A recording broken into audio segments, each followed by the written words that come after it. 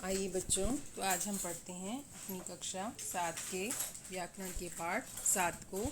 आज का हमारा विषय है सर्वनाम। निम्नलिखित वाक्यों को ध्यान से पढ़िए।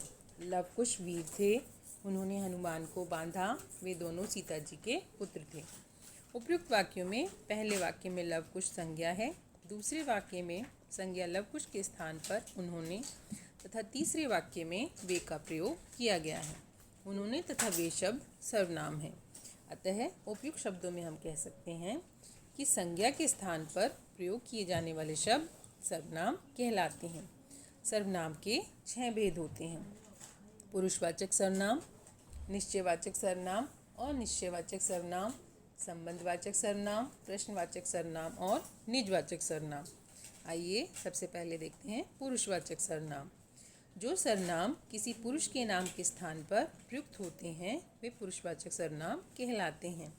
जैसे मैं, तू, वह। इनमें मैं कहने वाले वक्ता के लिए, तू सुनने वाले श्रोता के लिए और वह अन्य पुरुष के लिए प्रयुक्त हुए हैं। ये सभी पुरुषवाचक सर्वनाम हैं। इन्हीं के आधार पर पुरुषवाचक सर्वनामों के 3 भेद किए गए हैं। उत्तम पुरुषवाचक सर्वनाम: जो सर्वनाम वक्ता यानी कि बोलने वाला स्वयं के लिए प्रयुक्त करता है वह उत्तम पुरुषवाचक सर्वनाम कहलाते हैं। जैसे मैं, मेरा, मुझको, हम, हमारा, हमको आदि। मध्यम पुरुषवाचक सर्वनाम: जिन सर्वनाम शब्दों का प्रयोग वक्ता श्रोता के लिए यानी कि सुनने वाले के लिए करता है वह मध्यम पुरुषवाचक सर्वनाम कहलाते हैं। जैसे तू, तुम, तुम्हारा, आप, आपका। अन्य पुरुषवाचक सर्वनाम: वक्ता जिस सर्वनाम का प्रयोग किसी अन्य व्यक्ति के लिए करता है वह अन्य पुरुषवाचक सर्वनाम कहलाते हैं। जैसे वह, उसका, उन्होंने आदि। निश्चयवाचक सर्वनाम: जिन सर्वनाम शब्दों से किसी निश्चित वस्तु का बोध होता है वे निश्चयवाचक सर्वनाम कहलाते हैं। जैसे वह श्याम का घर है, ये मेरी पुस्तकें हैं। उपयुक्त उदाहरणों में वह और ये शब्द किसी निश्चित वस्तु की ओर संकेत कर रहे हैं, अतः ये निश्चयवाचक सर्वनाम है। अनिश्चयवाचक सर्वनाम: जिन सर्वनाम शब्दों से किसी निश्चित वस्तु का बोध नहीं होता वे अनिश्चयवाचक सर्वनाम कहलाते हैं। जैसे आपसे कोई मिलने आया है, कुछ तो कहा। कोई शब्द से हमें कुछ भी निश्चित बोध नहीं होता और न ही कुछ शब्द से हमें कोई निश्चित बोध होता है, इसलिए ये शब्द अनिश्चयवाचक सर्वनाम कहलाते हैं।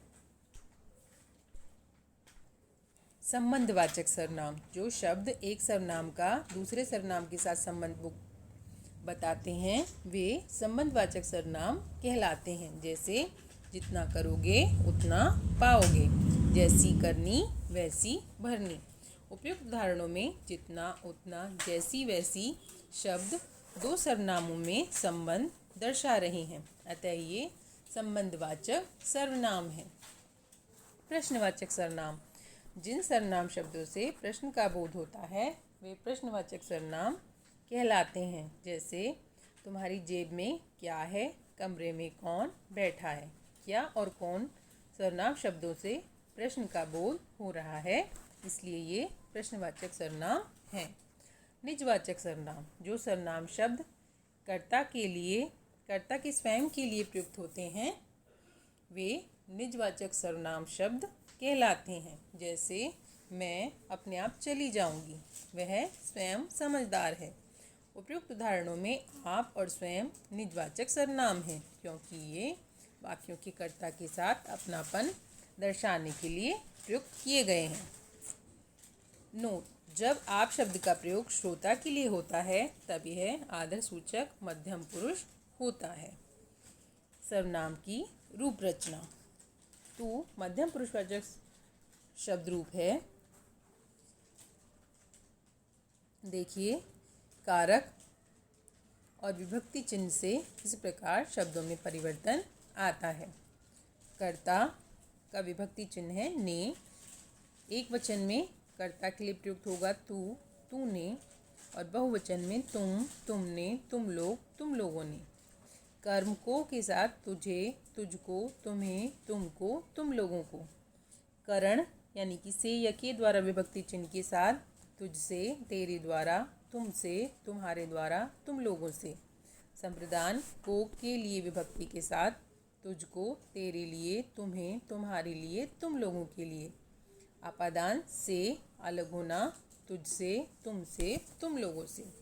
संबंध काके की विभक्ति चिन्ह के साथ तेरा, तेरी, तेरे, तुम्हारा, तुम्हारे, तुम्हारी। अधिकरण में पर विभक्ति के साथ तुझ में, तुझ पर, तुम में, तुम पर। मैं उत्तम पुरुषवाचक शब्द रूप में कर्ता ने में मैंने, हम, हमने, हम लोग, हम लोगों ने। कर्म को विभक्ति के साथ मुझे, हमें, हमको, हम लोगों को। करण से और के द्वारा विभक्ति के साथ मुझसे, मेरे द्वारा, हमसे, हमारे द्वारा, हम लोगों से।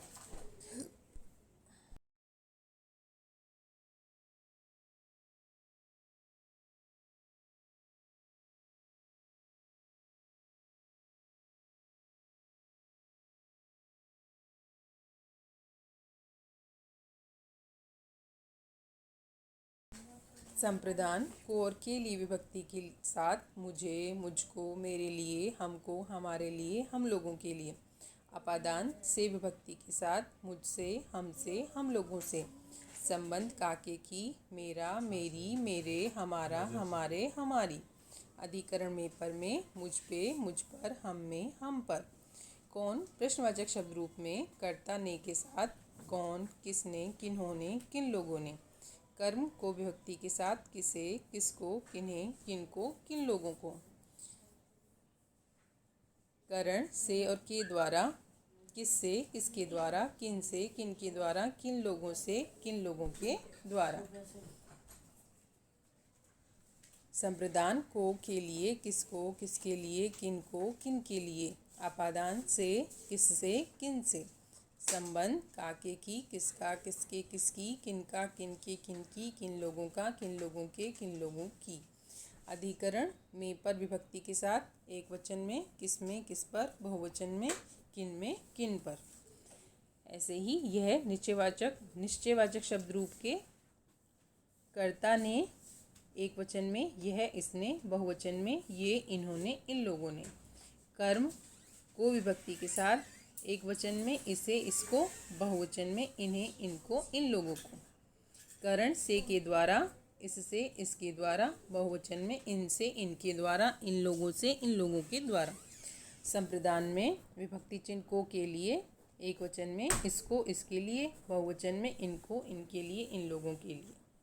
अपादान से विभक्ति चिन्ह एक वचन इससे, बहुवचन इनसे, इन लोगों से।